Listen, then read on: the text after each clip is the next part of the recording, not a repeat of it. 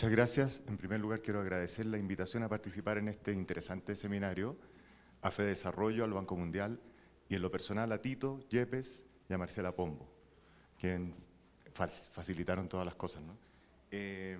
Yo lo que quiero hacer son algunas breves reflexiones y plantear algunas preguntas posibles en el entendido de que la plataforma está orientada, tiene una orientación hacia el estudio, hacia la adquisición de conocimientos. Esa foto muestra a Ciudad Bolívar, que la tomé yo el año 2004, hacia el norte, está desde Ciudad Bolívar hacia la ciudad de Bogotá, y la pregunta: ¿llegará a estar alguna vez mejor integrada toda esa área pobre de la ciudad de Bogotá a la ciudad misma? ¿Le alcanzará la colonización que está ocurriendo de sectores de esta zona sur de Bogotá, en algunas partes por condominios y residencias y proyectos residenciales para clases medias? ¿Alcanzará a tocar, a enganchar mejor a Ciudad Bolívar, a integrarla mejor? Ese es el tipo de desafíos que yo veo que son los desafíos de futuro de nuestras ciudades. La siguiente. No voy a leer el índice porque así voy a ganar tiempo. Son 4 puntos, sigamos.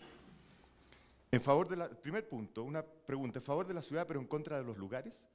Fíjense lo que dice en el informe de nueva estrategia urbana del Banco Mundial. Si la ciudad dice, las ciudades son núcleo del crecimiento y del desarrollo urbano, la densidad y la concentración urbana son esenciales para la productividad y el crecimiento. Si eso es así, ¿por qué rechazar, como es el caso de muchas políticas sociales y de economistas del mainstream, el apoyo a lugares y solo contemplar el apoyo a individuos? Se dice que el apoyo a lugares desfocaliza las políticas sociales, porque ayuda a gente que está en esos lugares que no es pobre. Es el argumento. También hay argumentos que tienen que ver con declinación de ciudades, los que daba Edward Glaeser a propósito de Detroit, ¿cierto? Pero por otro lado tenemos que en los lugares se generan efectos per se que son muy negativos para la inclusión social. Y tal vez el efecto principal es lo que en la literatura se llama el efecto gueto. Es decir, aquellos barrios donde anida una serie de fenómenos sociales, de desintegración social, abandono de escuelas, drogadicción, tráfico de droga, violencia, embarazo adolescente, que van juntos, ya están bastante tipificados en términos sociales. Y están muy asociados a los lugares. Es decir, es indudable que el espacio ahí tiene una función que cumplir, bastante negativa. Y en ese sentido las ciudades pasan a ser trampas de desintegración social para los sectores más pobres. Y entonces uno pregunta, ¿por qué los efectos positivos de las políticas prourbanas que promueve el Banco Mundial tendrían que cesar al modificar la escala espacial? ¿Por qué no podríamos tener políticas de apoyo a lugares? Por cierto que no tiene sentido invertir en una ciudad como Detroit cuando está hacia abajo, pero ¿por qué no invertir en lugares para apoyar lugares, para que suban los lugares y con eso va a subir la gente? Lo que acabamos de escuchar de Medellín y también lo de Cali son claramente intervenciones que tienen la lógica del apoyo a lugares. Y eso puede dar muy buenos resultados, y la experiencia de Medellín con el Metrocable, con sus 2 Metrocables, ¿cierto?, es una experiencia conocida internacionalmente hoy. También uno podría preguntar por el fenómeno del crimen, y permítanme el crimen urbano, una pequeña reflexión. La mayor parte de las políticas para enfrentar el crimen urbano, el tráfico de drogas en las ciudades instalado en algunos barrios, son políticas básicamente policiales de persecución de delincuentes, de bandas. ¿Y qué hay de políticas, en este caso, de lugares, ¿cierto?, de políticas que se focalicen a los lugares del crimen? Mucho más estable que las bandas criminales en las ciudades son los lugares del crimen. Hay barrios que por décadas han alojado el crimen. Las bandas cambia el tipo de delitos, pero quedan los lugares. Es decir, hay una estabilidad urbana, hay un efecto netamente espacial.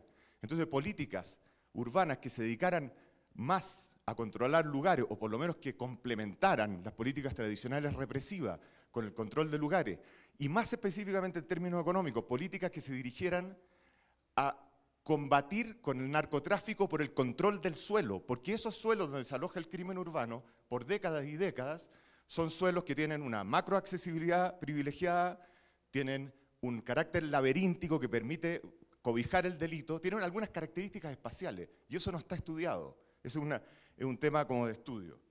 Bueno, la siguiente.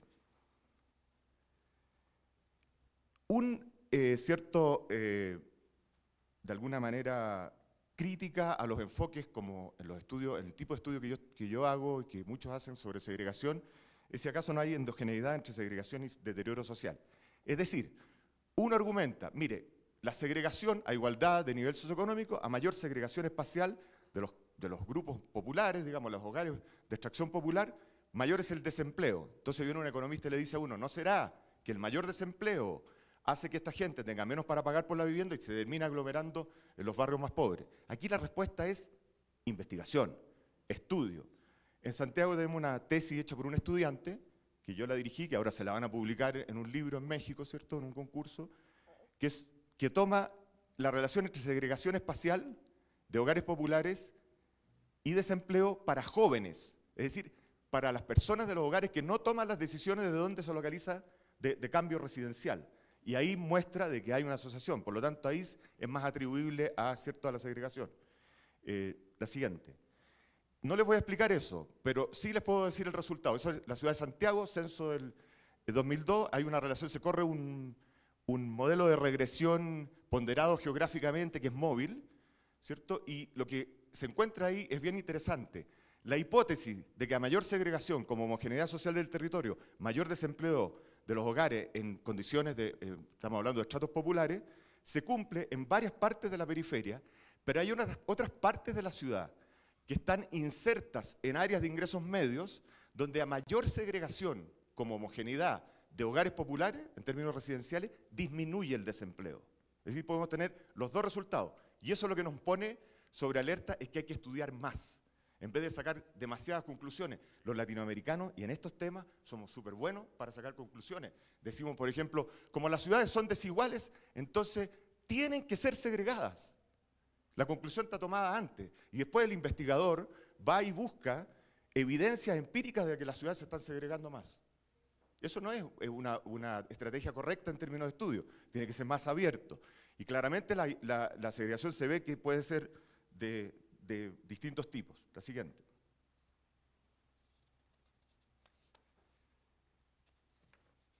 Este tema es un tema hoy día a la orden del día. Las ciudades de Estados Unidos, por ejemplo, se están gentrificando, se está transformando masivamente toda el área central de esas ciudades. Se está demoliendo la vivienda pública, que es de arrendamiento, se han demolido y se están demoliendo varios de los guetos tradicionales. Cabrini Green está prácticamente todo en el suelo, los edificios Taylor, los dos guetos principales de la ciudad de Chicago. Las tierras se están entregando a empresas inmobiliarias que están construyendo condominios para clases medias y altas. O sea, es una nueva forma de negocio inmobiliario. Ahora, ¿qué está pasando en América Latina? Que es muy interesante. Esta gente, como las clases pobres no están en el centro de las ciudades, como en Estados Unidos, o no estaban en el centro de las ciudades, sino que más bien en la periferia, esta invasión está empezando a ocurrir, que es un fenómeno de la economía inmobiliaria, de los tiempos que corren. Está empezando a ocurrir en nuestras ciudades, y entonces lo que se está invadiendo es una periferia, donde hay terrenos, porque es la periferia de la ciudad, y donde los habitantes populares no tienen una condición mayoritaria de arrendamiento, sino que tienen una condición de propiedad privada, caso de vivienda social, que se entrega en propiedad en las políticas habitacionales de nuestros países, o de ocupación ilegal de suelo irregular, que desde el punto de vista práctico, tanto la propiedad privada como la condición de ilegalidad o de irregularidad de la tenencia del suelo, significa que esos sectores son muy difíciles de remover de ahí o de expulsar. Y además hay más espacio. Entonces, ¿qué significa eso? Que nuestra gentrificación latinoamericana puede dar lugar a áreas más mezcladas, ¿cierto?, a esta invasión de gente más rica, pero no necesariamente a la expulsión. Y eso nosotros lo hemos verificado para la ciudad de Santiago, en los primeros estudios, no solo nosotros, otros equipos también, ¿cierto? Y le voy a hacer una mención al final de un estudio que acaba de salir sobre Bogotá, del fenómeno ocurriendo en la zona sur de la ciudad. ¿Será posible diseñar, por lo tanto, políticas urbanas de integración social montado a caballo de esta fuerza de los mercados, ¿cierto?, de estos procesos de la economía inmobiliaria, ¿cierto?, que no tienen por finalidad reducir la segregación, que era de un estudio que acaba de salir sobre Bogotá, del fenómeno ocurriendo en la zona sur de la ciudad? ¿Será posible diseñar, por lo tanto, políticas urbanas de integración social montado a caballo de esta fuerza de los mercados, ¿cierto?, de estos procesos de la economía inmobiliaria, ¿cierto? Que no tiene por finalidad reducir la segregación, que no tiene por finalidad la inclusión social, sino que es un tipo de negocio porque se maximizan las rentas del suelo, porque la periferia popular de la ciudad latinoamericana es un verdadero botín económico en términos de renta del suelo, porque los precios son muy bajos, porque están asociados a la capacidad de pago de sectores populares, vienen las empresas, los compran, los resignifican socialmente y los venden con otras edificaciones, con muros, con condominios cerrados, ¿cierto?, a clases más altas. Y por ahí generan una renta del suelo importante. Entonces hay una dinámica económica superpotente que nosotros debemos saber aprovechar para políticas de integración social. La siguiente.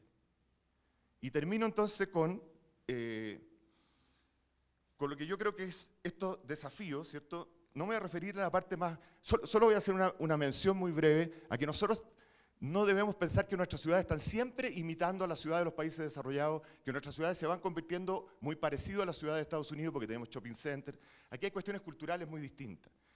En la ciudad latinoamericana, la penetración de los barrios que nacen como barrios de las clases altas exclusivas es casi inmediata. Se subdivide el suelo, se van a tumbar viviendas a las pocas décadas y se van a construir edificios para clases medias. Son penetrables por las clases medias. Eso no ocurre en la cultura del suburbio, en la ciudad norteamericana, que son más impenetrables.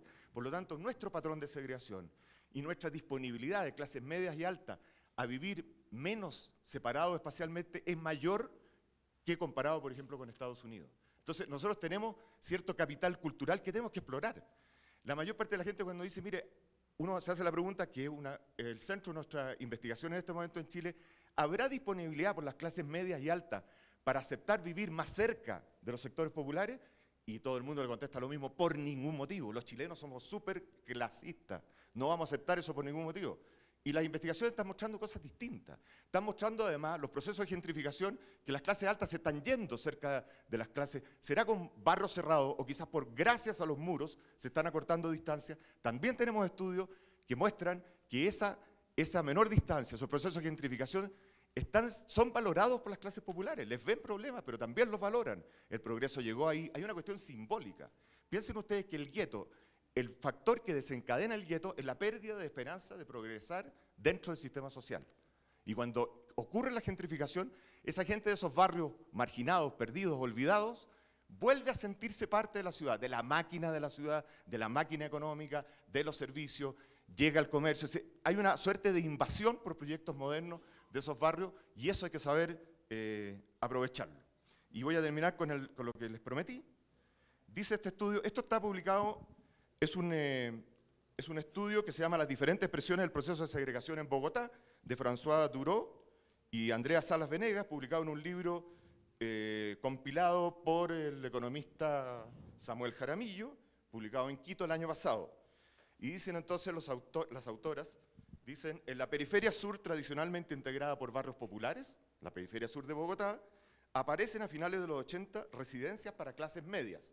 Y veamos que lo que dicen después. Dicen, este fenómeno está presente no solamente en las localidades periféricas del distrito, sino también en el municipio contiguo de Soacha. Y concluyen, el nuevo modelo de desarrollo de Bogotá está acompañado de mutaciones de las características geográficas de la segregación socioeconómica. Si indudablemente se ha reducido la distancia espacial entre los grupos sociales en ciertos sectores de la ciudad, estas proximidades residenciales no alteran la naturaleza de la interacción entre los grupos coexistentes ni su acceso respectivo a los recursos urbanos. Toda esa última parte de la frase, yo digo, ¿por qué? ¿Qué justificación hay? Hay que investigar eso. Descartar que esa aproximación física, geográfica entre los grupos sociales no tenga ninguna influencia. Incluso en otra parte del artículo se habla que eso puede promover violencia incluso, ¿cierto? Malas relaciones entre las clases.